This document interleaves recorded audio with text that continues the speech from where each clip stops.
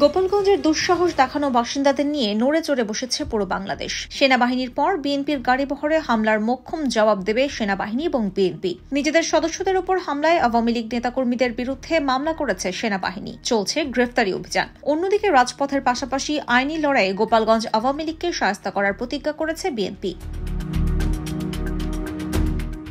গোপালগঞ্জের স্বেচ্ছাসেবক দলের নেতা শওকত আলী দিদার হত্যার ঘটনায় দুজনকে আদালতের মাধ্যমে কারাগারে পাঠিয়েছে পুলিশ। শুক্রবার জড়িত সন্দেহে তাদের গ্রেপ্তার করা হয়েছে। গ্রেপ্তারকৃত ব্যক্তিরা হলেন আলিমুজ্জামান চৌধুরী ও সিজার শেখ। তারা সদর উপজেলার গোবরা এলাকার বাসিন্দা। শুক্রবার সদর উপজেলার খোনাপাড়া এলাকায় স্বেচ্ছাসেবক দলের গাড়িবহরে হামলায় শওকত আলী দিদার নিহতের ঘটনায় জড়িত সন্দেহে আলিমুজ্জামান ও সিজার শেখকে গ্রেপ্তার করা হয়। আদালতের মাধ্যমে তাদের কারাগারে পাঠানো হয়েছে। যদিও ঘটনার 24 ঘণ্টা পেরিয়ে গেলেও বিএনপি বা নিহতের পরিবারের পক্ষ থেকে থানায় এখনও কোনো মামলা দায়ের করা হয়নি। তবে দলীয় হাইকমান্ডের সঙ্গে কথা বলে দ্রুত মামলা করা হবে বলে জানান স্থানীয় নেতাকর্মীরা। এদিকে বৃষ্টি উপেক্ষা করে শহরে বিক্ষোভ করেছে বিএনপি নেতাকর্মীরা।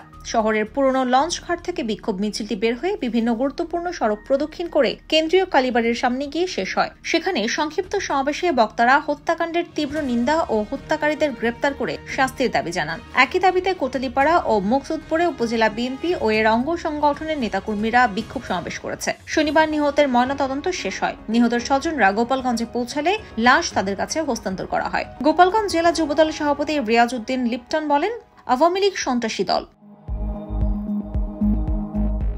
ছাত্র জনতাকে হত্যা করেই তারা থেমে যায়নি। তাদের নেত্রী পালিয়ে গেলেও স্বেচ্ছাসেবক দলের কেন্দ্রীয় কমিটির নেতা SM জিলানির গাড়িবহরে হামলা করে। এই ঘটনার সুষ্ঠু তদন্ত ও বিচার চান, যাতে এই ধরনের অনাকাঙ্ক্ষিত ঘটনা আর না ঘটে। গোপালগঞ্জ বিএনপি নেতারা বলছেন, এই ঘটনায় স্বেচ্ছাসেবক দলের কেন্দ্রীয় কমিটি সারা দেশে বিক্ষোভ কর্মসূচি দিয়েছে। জেলা বিএনপির সিনিয়র নেতৃবৃন্দ বসে সিদ্ধান্ত নিয়ে কর্মসূচি ঘোষণা করা হবে। আওয়ামী লীগের সন্ত্রাসী কার্যক্রম আইনের পাশাপাশি রাজপথেও মোকাবেলা করা হবে। শুক্রবার টুঙ্গিপাড়ায় বিএনপির এক জনসভায় যোগ দিতে যাচ্ছিলেন বিএনপির কেন্দ্রীয় নির্বাহী কমিটির সহ সাংগঠনিক সম্পাদক সেলিমুজ্জামান সেলিম এবং কেন্দ্রীয় স্বেচ্ছাসেবক দলের সভাপতি জিলানি।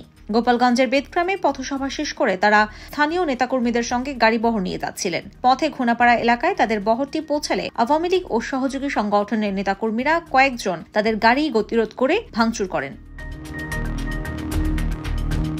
এ সময় বিএনপি নেতাকর্মীরা রাস্তা থেকে লাঠিসোঁটা সংগ্রহ করে তাদের ধাওয়া দিলে পিছু হটেন তারা। এ সময় বেশ কয়েকটি দোকানপাট ভাঙচুর করা হয়। বিএনপি নেতারা বলছেন, স্বৈরাচার হাসিনা পালিয়ে গেছে, কোথাও তারা দাঁড়াতে পারছে না। তাদের সে কিছু করতে না পেরে এখন গোপালগঞ্জে এসে জড়ো হয়েছে সন্ত্রাসীরা। তাদের কঠোর জবাব দিতে প্রস্তুত স্বৈরাচার ও সন্ত্রাস বিরোধী জনতা।